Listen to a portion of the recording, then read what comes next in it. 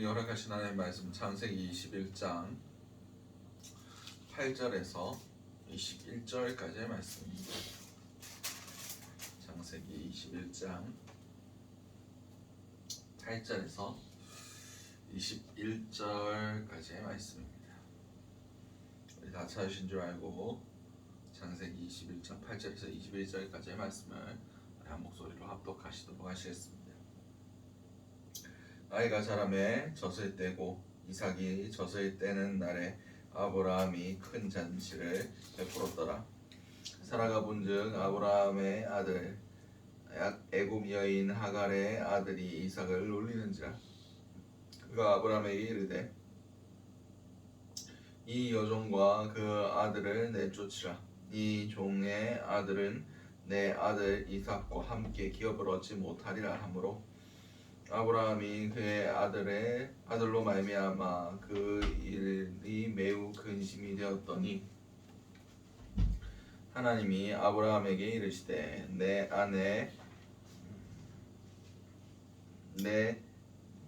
아이나 내 여종으로 말미암아 근심하지 말고 사라가 내게 이른 말을 다 들으라. 이삭에게서 난 자라야 내 씨라 부를 것임이니라. 그러나 이 여종의 아들도 내 씨니 내가 그럼 한 민족을 이루게 하리라 하신지라. 아브라함이 아침에 일찍 일어나 떡과 물 한 가죽 부대를 가져다가 하갈의 어깨에 메어주고 그 아이를 데리고 가게 하니 하갈이 나가서 브엘세바 광야에서 방황하더니 가죽 부대에 물이 떨어진지라. 그 자식을 관목 덤불 아래에 두고 이르되 아이가 죽는 것을 참아보지 못하겠다 하고 화살 한바탕 거리에 떨어져 마주 앉아 바라보며 소리내어 우니 하나님이 그의 어린 아이의 소리를 들으셨으므로 하나님의 사자가 하늘에서부터 하갈을 불러 이르되 하갈아 무슨 일이냐 두려워하지 말라. 하나님이 저기 있는 아이의 소리를 들으셨나니 일어나 아이를 일으켜 내 손에로 붙들라. 그가 큰 민족을 이루게 하리라 하시니라. 하나님이 하갈의 눈을 밝히셨으므로 샘물을 보고 가서 가죽 부대에 물을 채워다가 그 아이에게 마시게 하였더라. 하나님이 그 아이와 함께 계심에 그가 장성하여 광야에 거주하며 활 쏘는 자가 되었더니 그가 바람 광야에 거주할 때에 그의 어머니가 그를 위하여 애굽 땅에서 아내를 얻어 주었더라. 아멘. 오늘 우리에게 허락하신 창세기 21장 8절에서 21절까지의 말씀을 가지고 오늘 하루 살아가실 은혜를 함께 나누셨으면 좋겠습니다. 우리가 먼저 기도해야 할 기도의 제목은 하나님의 계획하심과 하나님의 계획이 함께할 수 없음을 알게 하소서. 이 본문 7절에서 11절까지의 말씀입니다. 8절에서 11절까지의 말씀입니다. 아이가 자라매 젖을 떼고 이삭이 젖을 떼는 날에 아브라함이 큰 잔치를 베풀었더라. 사라가 본즉 하나님의 아들 아브라함의 아들 애굽 여인 하갈의 아들이 이삭을 놀리는지라. 그가 아브라함에게 이르되 이 여종과 그 아들을 내쫓으라. 이 종의 아들은 내 아들 이삭과 함께 기업을 얻지 못하리라 하므로 아브라함이 그의 아들로 말미암아 그 일이 매우 근심이 되었더니. 아멘. 오늘 본문에서 이제 이삭이 태어나고 이삭이 젖을 떼고 이삭이 젖을 떼는 날에 아브라함이 큰 잔치를 베풀었다라고 성경 기록하고 있습니다. 보통 유대인의 관습 가운데 젖을 떼는 나이 한 3살쯤 되면 그가 이제 원래 어릴 때 당시는 위생이나 뭐 그런 것들이 별로 좋지 않았기 때문에 유아 사망률이 높았습니다. 그래서 3세 정도 자라면 이제 애가 끝까지 다 잘 자랄 수 있다라고 그렇게 생각했기 때문에 젖을 떼는 그날에 많은 사람들이 잔치를 벌였습니다. 그때가 보통 한 3세 때 되었을 것이다 라고 이야기하고 있습니다. 그때 하갈의 자녀였던 이스마엘이 나이가 17세쯤 되었다라고 학자들이 이야기하고 있습니다.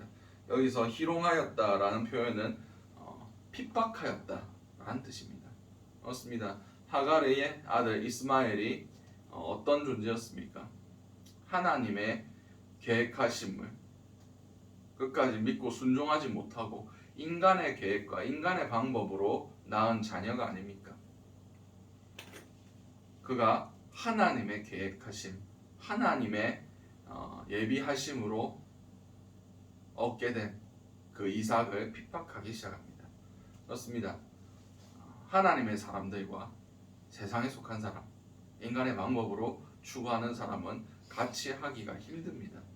왜냐하면 하나님의 계획하심을 인간의 계획으로는 따라잡을 수가 없고 이해할 수도 없고, 세상의 영에 붙들린 자들은 하나님에게 속한 자들에 대한 핍박을 가할 수밖에 없습니다.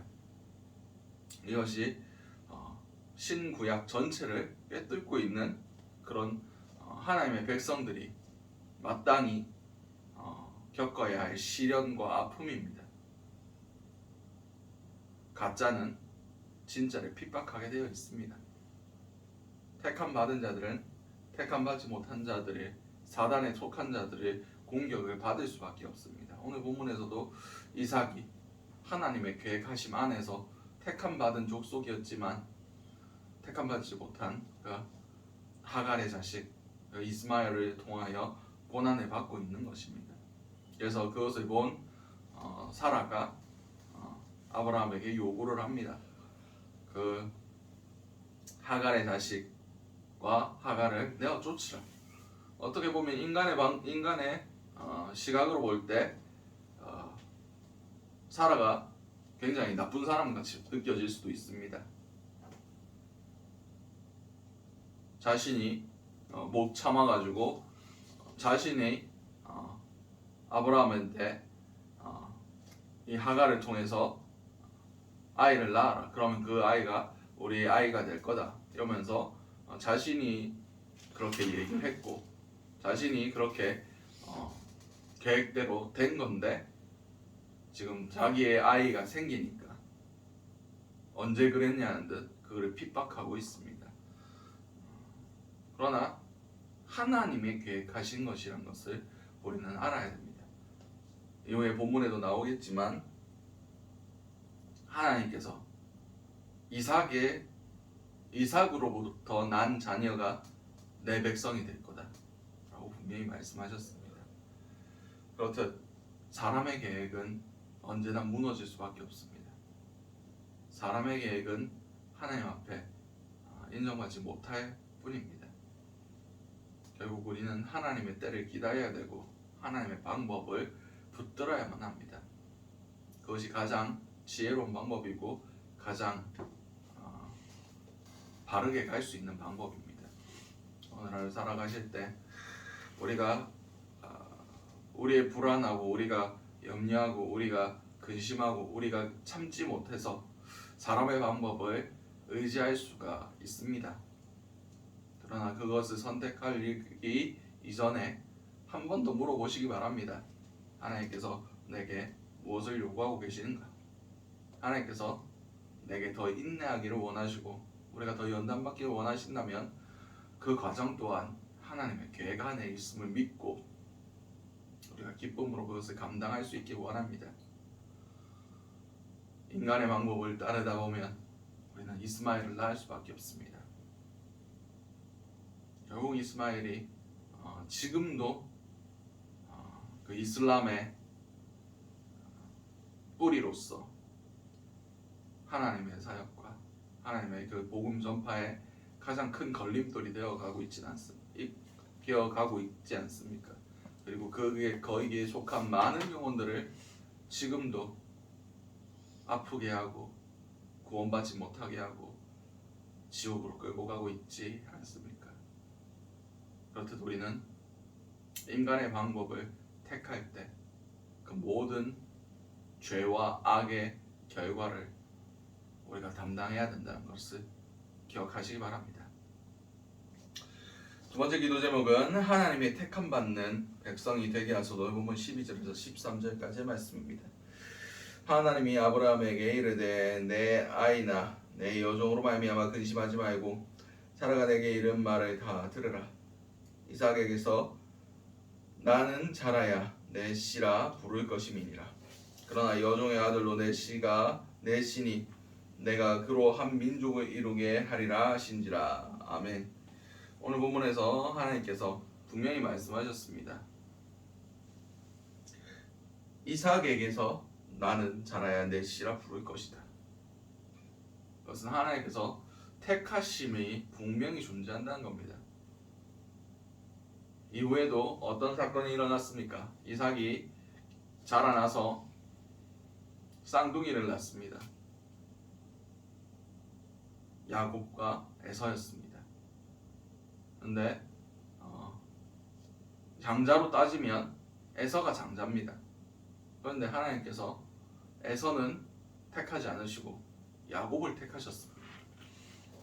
그래서 야곱의 후손을 통하여 12지파 이스라엘이 막 형성되게 하셨습니다.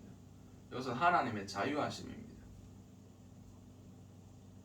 우리는 하나님이 우리를 택하여 부르셨다는 것을 알아야 됩니다. 영접하는 자, 곧 그 이름을 믿는 자들에게는 하나님의 자녀가 되는 권세를 주셨다 라고 말씀하셨습니다. 하나님이 예수 그리스도를 믿는 믿음 안에서 우리를 하나님의 백성으로 삼으셨다는 겁니다. 구약에서는 선택된 민족, 택하신 그 족속만 구원을 받을 수 있었습니다. 그러나 이제 예수 그리스도 안에서 주를 믿고자 하는 모든 자들에게 주께서 믿게 하시고 믿음의 은혜, 믿음의 택하심을 허락하심을 통하여 우리를 하나님의 자녀 삼아 주셨습니다. 하나님의 친백성 삼아 주셨습니다. 우리는 이것이 얼마나 큰 은혜인지를 반드시 알아야 됩니다. 믿어진다는 것 자체가 얼마나 큰 은혜인지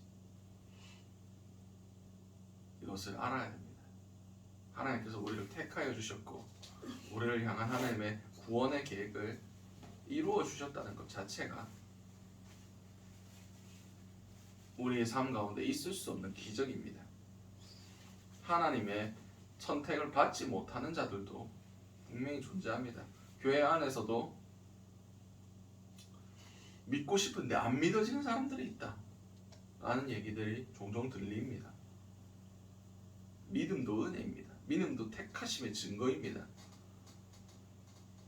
오늘 하루를 살아가실 때 우리가 가진 믿음을 감사하시기 바랍니다. 하나님께서 우리에게 믿게 하신 은혜가 하나님의 얼마나 크신 축복인지, 하나님이 얼마나 우리를 귀하게 여기시고 하나님의 백성으로서 택하여 주셨는지를 우리가 감격과 감사로 누릴 수 있는 저와 여러분들이 되시기 바랍니다. 이 믿음은 아무나 받는 게 아닙니다. 하나님이 택해 주셔야 가질 수 있는 것이 믿음의 특권입니다. 우리가 가진 이 특권을 우리가 자랑스럽게 여기시기 바랍니다. 그 어떤 것과도 이 믿음을 바꾸시지 않으시기 바랍니다. 그래야 우리가 구원을 얻을 수 있습니다. 이 믿음을 지켜야만 우리가 하나님의 택하신 백성이 될 수 있습니다. 이것을 끝까지 지키지 못한다면 우리가 믿음을 버리면 주께서도 우리를 버리실 겁니다. 끝까지 지키는 자라야, 끝까지 견디는 자라야 구원을 얻을 것이다 라고 말씀하셨습니다. 우리가 구원을 이루어가며 구원을 끝까지 지켜나가는 저와 여러분들이 되시기 바랍니다.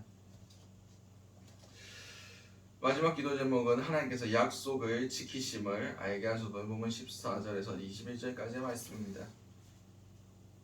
아브라함이 아침에 일찍 일어나 떡과 꿀 가죽 한 부대를 가져다가 하갈의 어깨에 메어주고 그의 아이를 데리고 가게 하니 하갈이 가서 브엘세바 광야에서 방황하더니 가죽부대에 물이 떨어진지라 그 자식을 관목 덤불 아래에 두고 이르되 아이가 죽는 것을 참아보지 못하겠다 하고 화살 한바탕 거리에 떨어져 마주 앉아 바라보며 소리내어 우니 하나님이 그 어린 아이의 소리를 들으셨으므로 하나님의 사자가 하늘로부터 하갈을 불러 이르되 하갈아 무슨 일이냐 두려워하지 말라 하나님이 저기 있는 아이의 소리를 들으셨나니 일어나 아이를 일으켜 내 손으로 붙들라 그가 큰 민족을 이루게 하리라 하시니라.